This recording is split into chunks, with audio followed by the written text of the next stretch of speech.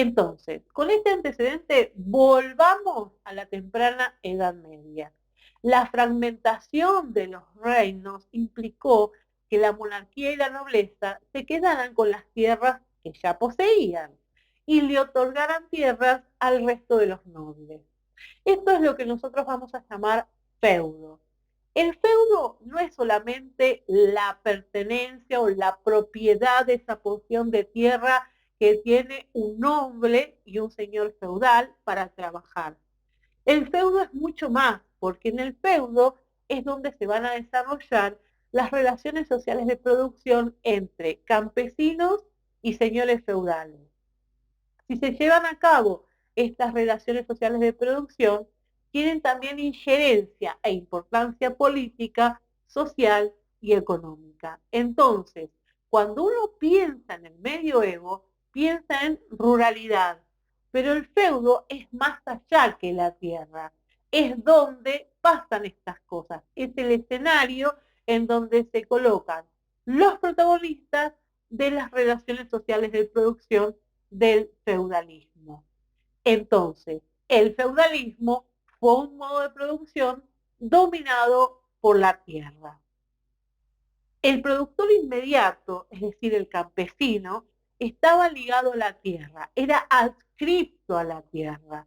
Entonces, cuando Carlos Autres plantea que este campesino está adscripto a la tierra o adscripto a la gleba, gleba significa tierra, esto quiere decir que cuando un señor feudal concede la tierra, vende la tierra o arrienda la tierra, lo hace conjuntamente con su campesino adentro. No me voy a meter ahora en si el campesino era o no era libre. Lo que sí no era esclavo, es otra categoría jurídica, social y económica que establece una relación social de producción específica. El campesino no era libre, pero no por no ser libre era esclavo. Es otra categoría jurídica, económica y social. Lo que primero plantea la cita que vimos de feudalismo es que si esto es un feudo, estos feudos están divididos en parcelas. Cada una de estas parcelas es trabajada por un campesino. Para sí mismo, no, para el señor feudal. Pero después hay una parte de este feudo que se denominan tierras comunes. En estas tierras comunales, los distintos campesinos podían trabajar esas tierras porque a veces eran dueños de alguno de los medios de producción. Pero todo lo que obtuviesen de esta parcela comunal no era del todo de ellos. También tenía que compartir un porcentaje de lo que producía con el señor feudal.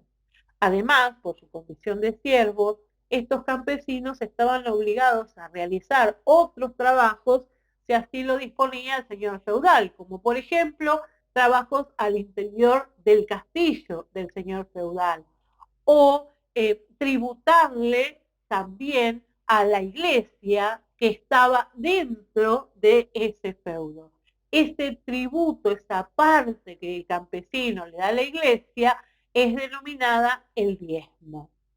Bien, al interior de este feudo, de este modo de producción feudal, se desarrollan distintos lazos. Los dos grandes lazos en este periodo son los lazos de fidelidad y los lazos de dependencia.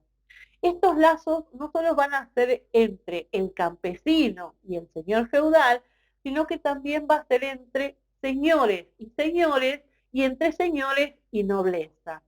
¿Cómo se fueron construyendo estos lazos? Dijimos que la monarquía y algunos nobles repartieron tierras entre otros nobles, entre otros señores. Entonces, ese reparto fue lo que generó una relación de fidelidad entre aquel que recibió y aquel que dio esas tierras.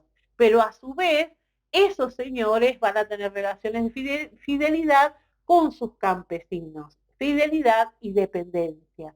Otro factor que ayudó a la construcción de estos lazos es la administración de la justicia, que también la ejercía el señor feudal.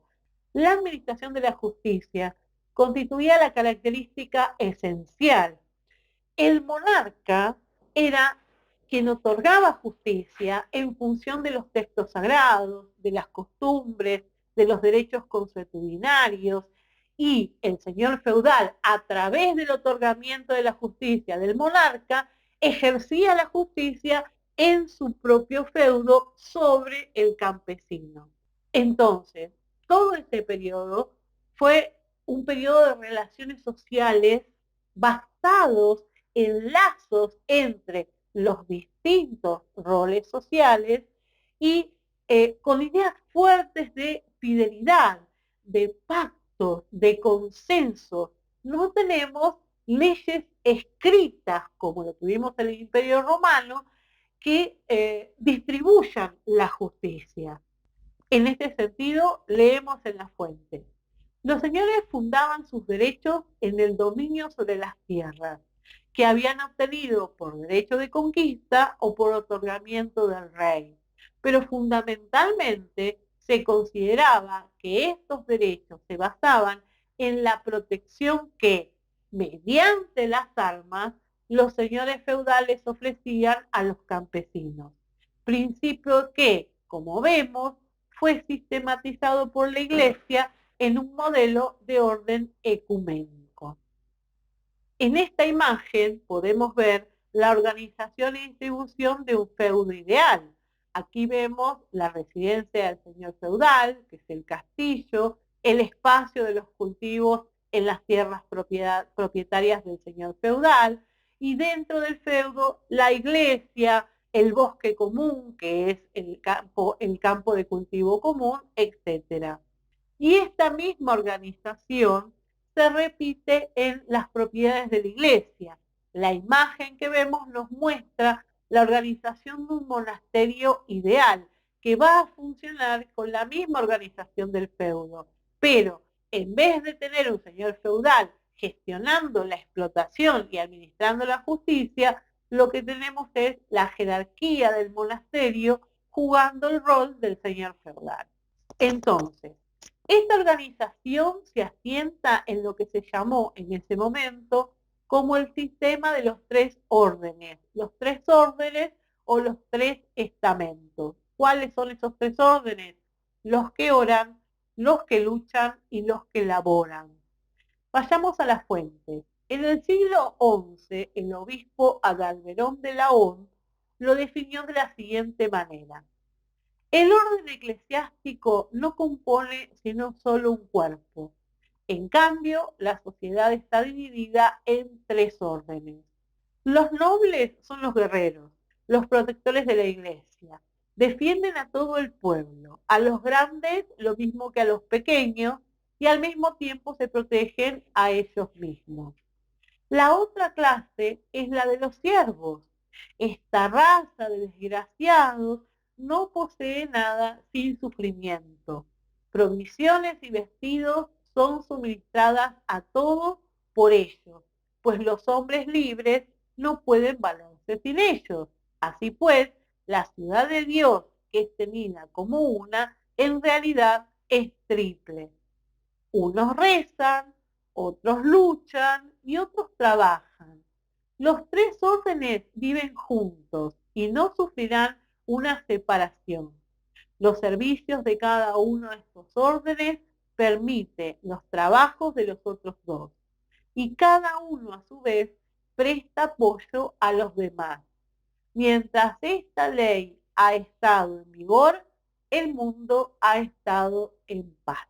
Bien, entonces, el feudalismo tiene estos tres órdenes, estos tres estamentos bien diferenciados.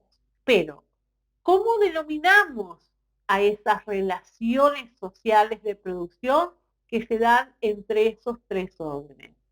Acá lo vamos a ver en forma de pirámide social, gráficamente, con sus características. Tenemos en la cúspide de la pirámide al rey, a la monarquía.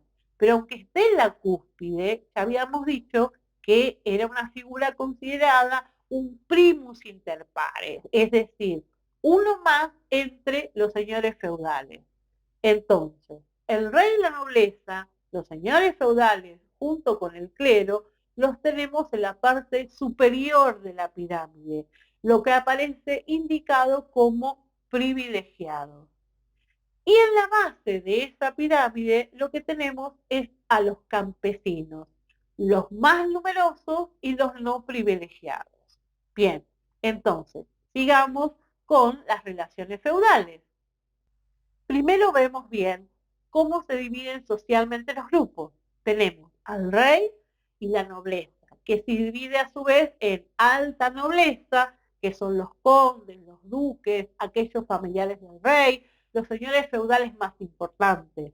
Y por otro lado, la baja nobleza, que está integrada por nobles más pobres, que viven en las ciudades, que no son los grandes propietarios de los feudos, los caballeros, algunos comerciantes, etc.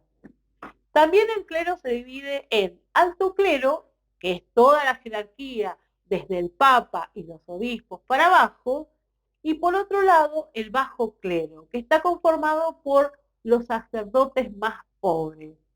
Los campesinos también se dividen en campesinos medios, que son aquellos que eran pequeños propietarios o artesanos y comerciantes pobres, y finalmente los campesinos bajos.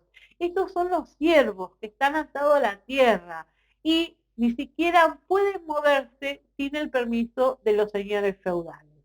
Ahora que ya vimos los grupos y aquellos lazos de fidelidad y protección de los que habíamos hablado, vamos a las relaciones sociales de dependencia que los organizan. Tenemos un juego doble de relaciones sociales de producción en el feudalismo. Por un lado, la relación que une al rey con el señor feudal y los caballeros. Y por el otro lado, la relación que une al señor feudal con el siervo. Las relaciones de dependencia entre el rey y los señores feudales o el rey y los caballeros son las llamadas relaciones de vasallaje. Son relaciones de dependencia y fidelidad. El rey puede otorgar los feudos y a cambio los señores feudales le otorgan al rey ayuda militar y consejos.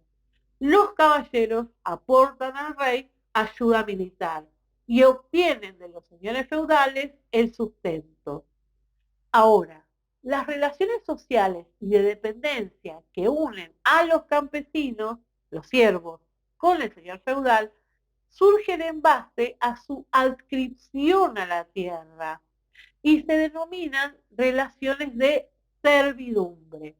Los siervos trabajan las tierras del feudo, pagan sus impuestos al señor feudal en especie y a cambio reciben protección, justicia y el sustento necesario para sobrevivir. Entonces, dos tipos de relaciones en este modo de producción feudal: relaciones de vasallaje y relaciones de servidumbre.